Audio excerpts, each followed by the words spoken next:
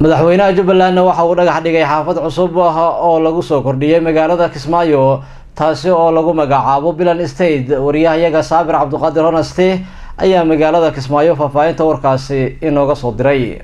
xaafadan cusub oo laga hirgelinayo duleedka waqooyi ee magaalada Kismaayo isla markaasina loogu magac daray Bilan Estate ayaa waxa maanta dhagax dhigay madaxweynaha Jubbaland Axmed Maxamed Islaam Axmed Madoobe iyo duqa degmada Kismaayo. dhagax dhigka kadib ayaa waxa warbaahinta la hadlay gudoomiyaha degmada Kismaayo Ibraahim Maxamed Yuusuf Timajile waxaana uu tilmaamay in ay guul iyo farxad u tahay ummadda reer Jubbaland gaar ahaan reer Kismaayo xaafadan ku soo biiri doonto xaafadaha ku yaala magaalada Kismaayo.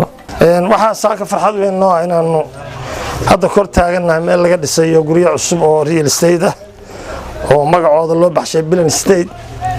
mudana madaxweyne runtii aad iyo aad baan ugu faraxsanahay ka maamul ahaan anagu waxay noo ahaanaysaa bilicdii koowaad oo magaalada Kismaayo ay yeelato. waxaan rajaynaynaa kuwa badan oo dambe inaanu sameeyno haddii alla idmo. waana la soo weydiiyay marar badan laakiin cid uu noo bilowdo baan sugaynay sheekh Umar iyo ragiisu inay noo bilaabaan aad baan ugu faraxsanahay.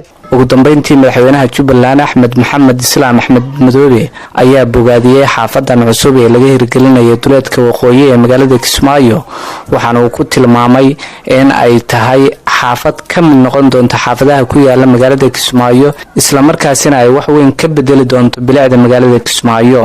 madaxweynaha ayaa ugu baaqay qurbo joogta Soomaaliyeed gaar ahaan kuwa reer Jubbaland ee daneynaya magaalada Kismaayo in ay ka faa'iideystaan dhismayaashan laga hirgelinayo xaafadda Bilan Estate ee duleedka waqooyi ee magaalada Kismaayo. dhul sharciya oo bari lahayn 200 qof kala laga sii gaday standardkii ay yaqaaneen oo sidoodii oo noloshu ay uga suurtoobi karto cilmuhu ayna oraneen xagee la ugu wada waxaan isleeyahay waa wax soo kordhay guula.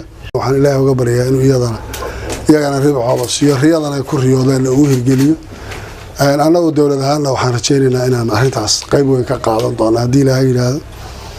aanan rajaynaynaa hadduu hadda kani hirgalo inaan shaqaalaha dawladda iyo xildhibaanada iyo kulligood anaguna guryahan oo kaliya shirkadahan ay noo dhiso iyagana aan saas oo kala yeelo. marka aad baan ugu faraxsanahay waanan idinka mahad celinayaa hindisahan iyo kuwan aad keenteen.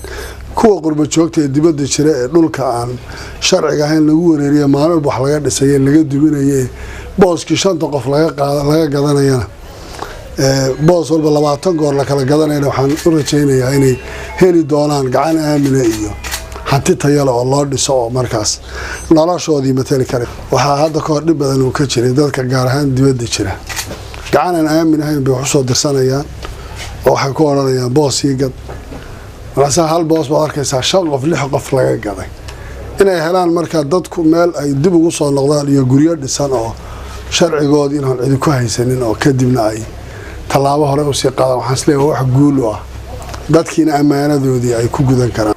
xaafadan ayaa noqonaysa xaafadii ugu horeysay ee laga hirgelinayo magaalada Kismaayo taas oo si casriyeysan loo dhisi doono waxaana ka qayb qaadanaya dhismaha xaafadan khubaro ku xeel dheer dhisida iyo naqshadeynta xaafadaha.